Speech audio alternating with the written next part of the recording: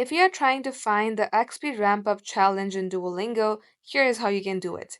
So first thing first, you have to launch your Duolingo application, and you need to have been playing Duolingo or practicing in Duolingo for at least a week for you to see a purple lightning bulb onto your bottom right hand side.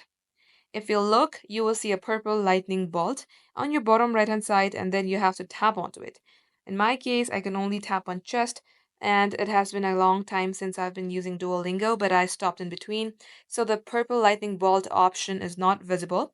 But if you are an active user, you will be able to see it right here. All you have to do is tap onto it, and you will need to have completed at least one lesson for the week to see if the challenges is available. So bottom line is you have to continue practicing. As you level up and finish all these lessons, you will see a lightning bolt. You have to tap onto it, and that will be your Sapphire League or any league as you move forward. So guys, this is for today's video. Thank you for watching.